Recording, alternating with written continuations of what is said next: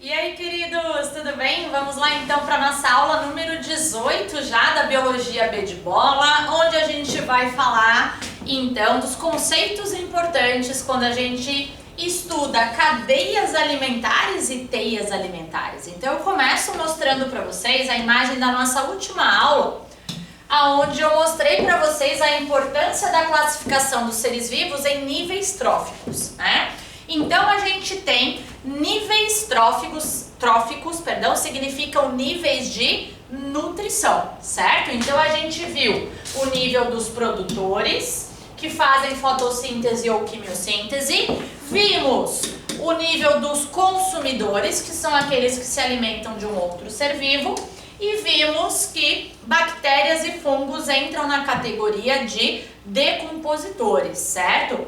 E lembrem que decompositor é aquele ser vivo que vai pegar a matéria orgânica e conseguir reduzi-la em matéria inorgânica, tá? E só bactérias e fungos, portanto, são decompositores. E eles existem, né, em qualquer meio, tá?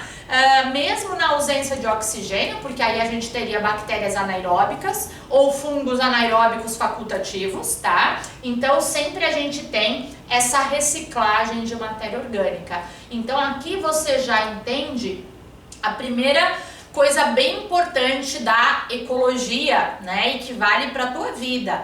A matéria é cíclica, certo? Então quando a gente for estudar lá ciclo dos elementos químicos, ciclo da água, ciclo do carbono, ciclo do nitrogênio, enfim, pensando aí no ciclo do carbono, né, que esse carbono que está formando hoje as nossas moléculas orgânicas, né, se a gente puder marcar radioativamente esse carbono, a gente vai ver esse carbono ciclando na natureza, né, ao longo de milhões de anos. Então a matéria, ela é cíclica. Agora, a energia que é gerada pela degradação dessa matéria não é cíclica, né? Então, muito cuidado, porque a primeira dica importante de hoje é justamente isso. As questões de vestibulares, e a própria UFSC já fez isso, e mais de uma vez, é colocar matéria e energia no mesmo pacote, colocando que matéria e energia são cíclicas. Não, tá? E é isso que a gente vai ver quando a gente fala de cadeias alimentares. Quando a gente fala de cadeias alimentares, eu sempre tenho que ter na base de uma cadeia alimentar os produtores, que são aqueles seres que são capazes de produzir a matéria orgânica sozinhos, usando a energia ou da luz, no caso da fotossíntese, ou de outras reações químicas, no caso da quimiossíntese, certo? Aí eles produzem essa matéria orgânica. Essa matéria orgânica, então, vai passando por todos os consumidores da cadeia alimentar, certo? E vai fazendo a transferência de energia. Só que como a energia vai sendo perdida ao longo das reações químicas, vai sendo utilizada, a energia vai diminuindo ao longo das cadeias e teias alimentares, tá? Então, nós vamos ver como é que se monta uma cadeia e uma teia, mas eu já quero que você tenha isso em mente, beleza? Eu queria falar um pouquinho dos consumidores para vocês, tá? Os consumidores, eles são classificados de acordo com o que eles comem em 3 categorias, basicamente, né? A gente tem os consumidores, deixa eu apagar a luz um pouquinho. A gente tem aqui os consumidores chamados de herbívoros, e todo consumidor que é herbívoro, ele é um consumidor primário, porque ele está comendo diretamente o produtor, tá? Então aqui exemplo da girafa e do peixe-boi, né? Trouxe o peixe-boi aqui para todo mundo, tem muita gente que não conhece um peixe-boi, e ele tem um nome de peixe com mamífero, né? E o que ele é, na verdade? Ele é um mamífero estritamente herbívoro, tá? Ele come o que a gente chama de grama marinha, né? São algas ali e plantas aquáticas, tá? E a girafa sendo um herbívoro. Agora, quando a gente pensa em animais carnívoros, né? A gente pensa que é todo animal que está se alimentando de um outro ser ser que não seja produtor, tá? Esse ser, então, pode ser, ele, no caso do leão, ele é um carnívoro por predação, né? Só que dentro dos carnívoros a gente pode ter a categoria daqueles que se alimentam de restos de animais mortos, por exemplo. E aí entraria o conceito de sapróforo, que é aquele ser, como o urubu, que se alimenta de animais já mortos. Então a pegadinha das provas é falar que o urubu é um decompositor. Não, o urubu sempre vai ser um consumidor, tá? Independente se ele está comendo, se ele caça, se ele mata a presa para comer ou se ele já pega ela morta, beleza? Essa seria a diferença então. E temos os onívoros, pessoal. Como o urso, por exemplo, como a espécie humana, na sua essência, nós somos onívoros. Onívoro é um animal que tem a capacidade de digerir tanto alimentos de origem animal como alimentos de origem vegetal. Não plenamente, né? No caso dos herbívoros, eles têm especializações para digerir toda a parte vegetal, então inclusive a celulose. Os carnívoros digerem rapidamente as proteínas da carne e os onívoros ficam intermediários nessa história. Então digere carne, digere vegetais, mas a carne digere mais lentamente, os vegetais não digerem totalmente, né? Porque, por exemplo, nós não digerimos a celulose, lembram? Tá? Então os onívoros também podem ser chamados de animais detritívoros. Então quando a gente fala assim, a minhoca, o caranguejo, o camarão, a barata, o que eles comem? Eles são consumidores onívoros. E no caso da minhoca, da barata, do camarão, do caranguejo, eles são onívoros do tipo detritívoros. Então seria uma subespecialidade, tá? Porque eles vão comer restos, né, de tudo quanto é coisa que tiver ali no ambiente, tá? Eles vão comendo os detritos que sobram ali no ambiente, beleza? Então tá, então agora nós vamos para as cadeias. Vem aqui no quadro comigo, vou acender a luz. Então quando a gente pensa, pessoal, em cadeias e teias, né, a gente fala que essas cadeias, elas representam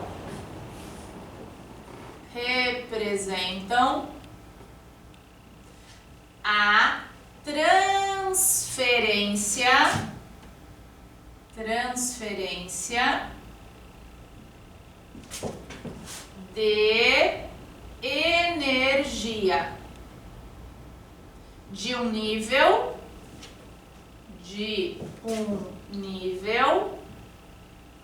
trófico para o outro.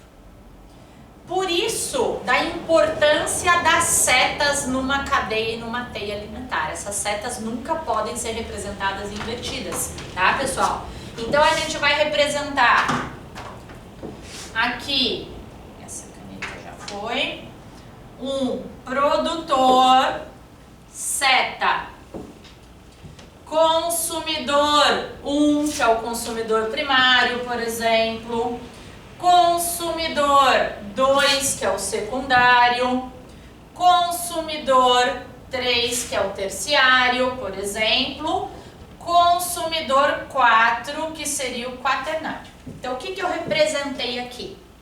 Eu representei uma cadeia ou uma teia alimentar? Eu representei uma cadeia, porque é uma via de mão única, né? A teia são várias cadeias, ok? Então, aqui é uma cadeia. Se eu fizer outra cadeia utilizando organismos dessa, aí eu começo a fazer uma teia alimentar, beleza? Então, aqui o que eu quero que você foque? Que cada seta dessa indica que a energia do produtor está passando para o consumidor primário. A energia do consumidor primário está passando para o secundário e assim sucessivamente.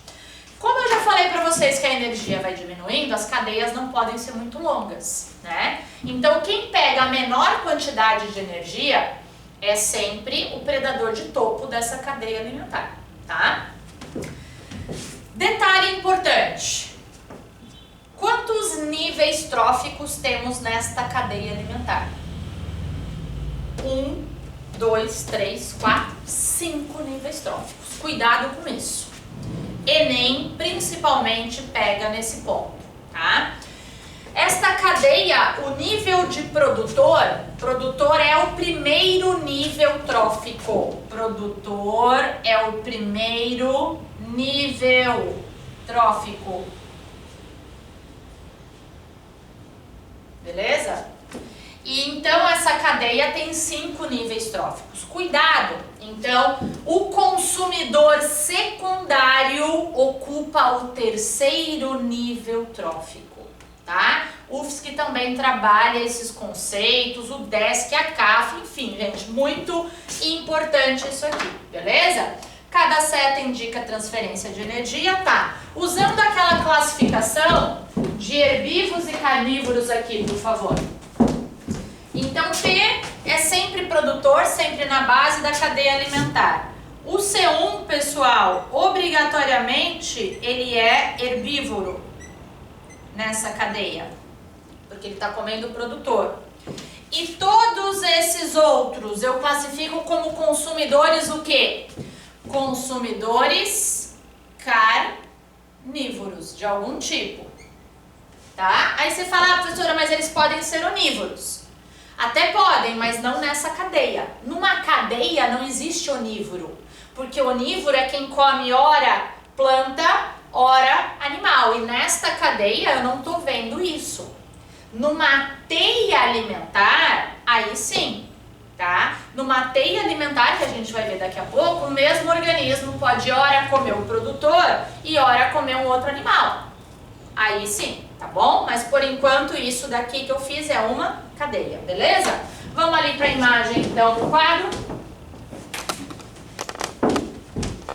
Então aqui tem o exemplo de uma cadeia alimentar terrestre, uma cadeia alimentar aquática, onde a gente tem a planta como produtor e aqui o fitoplâncton como produtor, certo? Lembrando que tem que ser sempre organismos fotossintetizantes ou quimiosintetizantes. Consumidor primário, aqui no caso o gafanhoto comendo a planta, aqui o zooplâncton comendo o fitoplâncton. Consumidor secundário, aqui o rato comendo o gafanhoto ou o peixe comendo o zooplâncton. Aqui consumidor terciário a cobra, aqui um peixe maior. E consumidor quaternário o gavião ou a orca, certo? Lembrando então que apesar dos predadores de topo das cadeias alimentares, né? Como a gente costuma falar, nossa, predador de topo da cadeia alimentar, ninguém come ele, né? Que massa que é ser predador de topo. É legal nesse sentido, porém ele tem que comer muito mais vezes, porque ele acaba pegando a menor quantidade de energia na cadeia alimentar. Pode ver, pessoal, que os maiores animais do planeta estão aonde? Ocupam qual nível trófico? O segundo? Tá? A maior baleia, né, que a gente tem, que é a baleia azul, ela tá aqui, ela tá na base da cadeia alimentar, ela não é predador de topo, apesar de que ninguém vai comer ela, né, teoricamente, porque ela é gigantesca, né, mas ela se alimenta do quê? De fito e de zooplâncton, tá? Se você for pegar a girafa, né, também herbívora, tá? O elefante, herbívoro, certo? Ocupando ali o primeiro nível trófico, tá? Então eu coloquei aqui bem grandão para você não esquecer que as setas numa cadeia e numa teia indicam transferência de energia e nutrientes. UFSC 2016, se não me engano, deu uma questão que ela mostrava uma placa indicando relações entre os seres vivos. E nessas relações, que era uma placa que existia num parque, nessas relações tinham setinhas. Essas setinhas mostravam relações entre os seres vivos. Não estava dizendo que eram relações alimentares, certo? Que indivíduos estavam relacionando-se uns com os outros. Então ele mostrava uma abelha e uma planta se relacionando, a abelha se relacionando com uma ave. Então aí, baseado nesse esquema, a UFSC fez algumas inferências. E uma delas falava assim: se esse esquema representasse uma cadeia alimentar, as setas teriam que estar, por exemplo, invertidas do que estava lá no esquema. Então, o que você vai analisar para ver se essa afirmação está correta? Se for uma relação alimentar entre dois seres vivos, a seta tem que indicar que a energia está indo do menor nível, né, do produtor para o consumidor e que a energia vai diminuindo, beleza? Então, é isso, essa é a base, né, quando a gente estuda a cadeia alimentar. Cadê os decompositores? Né? Você pode estar se perguntando, a professora não colocou decompositores ali, nem aqui. Os decompositores, eles não precisam ser representados numa cadeia, nem numa teia, porque a gente sabe que eles vão atuar, eles podem atuar em qualquer nível trófico. Qualquer organismo que morrer ali, né? Qualquer resíduo de matéria orgânica vai ser decomposto, então não há necessidade de representar, beleza? Às vezes o exercício faz um monte de seta chegando num único indivíduo, daqui a pouco eu represento no quadro para vocês, aí indicaria o decompositor, mas em geral não aparece, tá? Muito bem, e aí vamos chegar na ideia das teias alimentares, que são união de cadeias. Então aqui sim, cada ser vivo pode pertencer a mais de um nível trófico, tá? E aí, então, isso é uma teia e a gente vai analisar essa teia agora. Então, eu começo aqui com as plantinhas produtoras, envolve tanto árvores quanto gramíneas aqui, tá? Produtoras. Essas plantas servindo de alimento para o besouro é C1. O sapo comendo o besouro, C2. O sapo sendo comido pelo gavião, o gavião é C3. Então, essa é a minha primeira cadeia alimentar. Segunda cadeia, o gafanhoto comendo a planta, agora o sapo come o gafanhoto. O sapo é consumidor secundário. Observe então que o sapo ele faz parte de duas cadeias já. Porém o sapo ocupa o mesmo nível trófico nas duas, tá? Ele é consumidor secundário nas duas. Qual a vantagem que o sapo tem disso? Uma diversificação alimentar, né? Se acaba os besouros da região, ele come gafanhoto, se acaba gafanhoto, ele come besouro, certo? Então é óbvio que é vantajoso para um animal participar de várias cadeias, certo? Mas em termos energéticos, como ele é C2 nas duas, em termos energéticos ele não tem benefício, tá?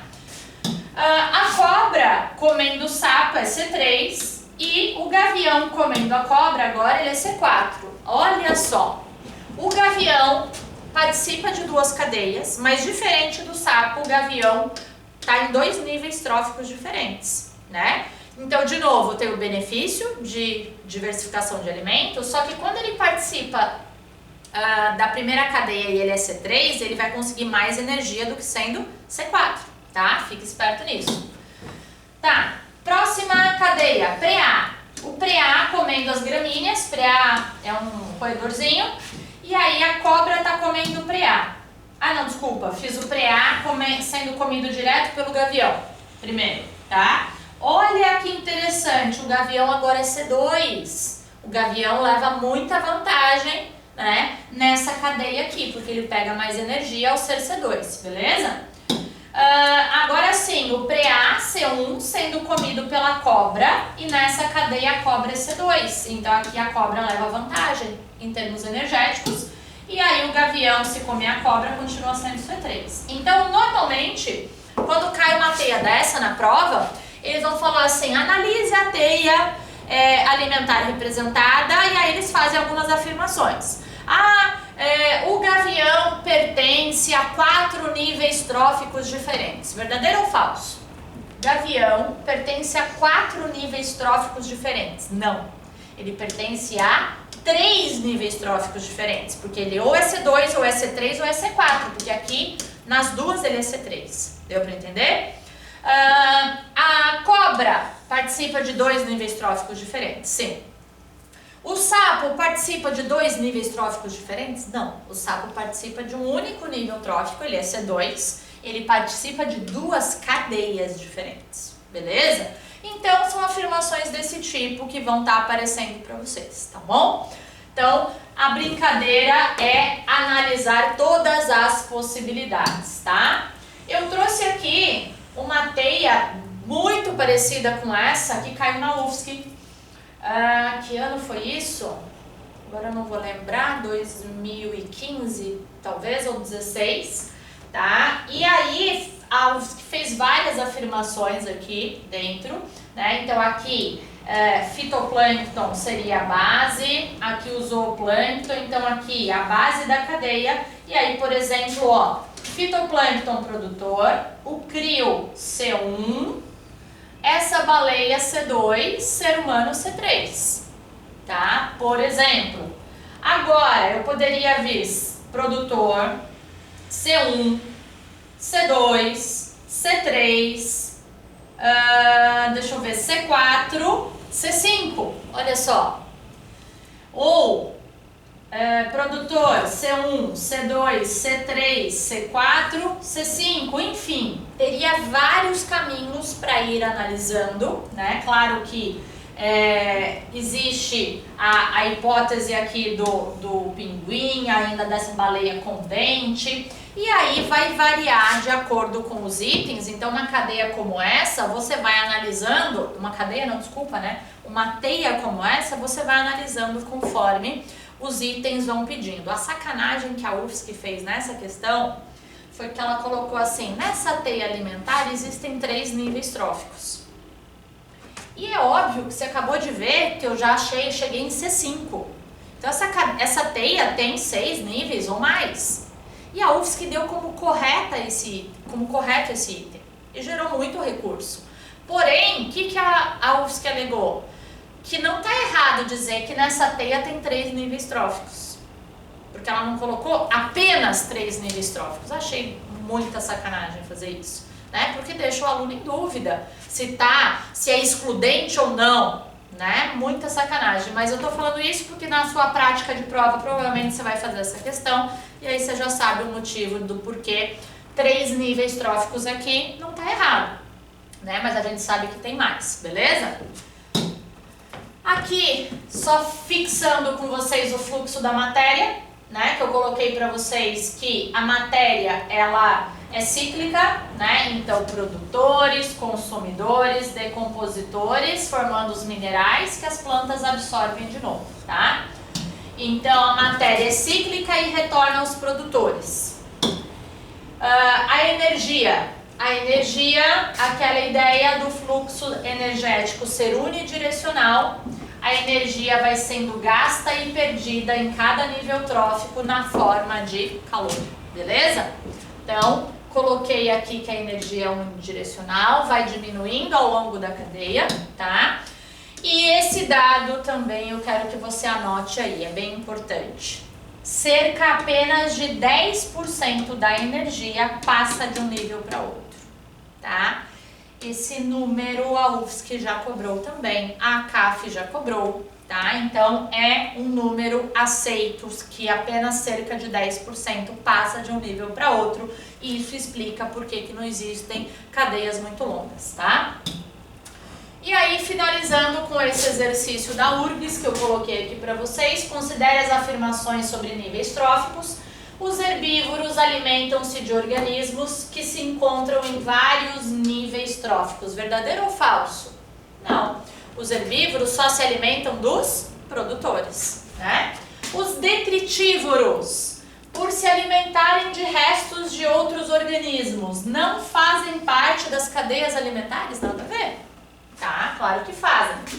A principal fonte de energia dos organismos produtores é a energia solar, é a única verdadeira, exatamente, letra B, né, apenas a 3. Beleza, meus queridos? Então, só uma palhinha aí, agora vocês vão lá para a apostila fazer muito exercício, porque isso precisa de muito treino, é fácil, mas precisa treinar para você não cair em pegadinhas, tá bom? Beijo grande e até a próxima. Tchau, tchau!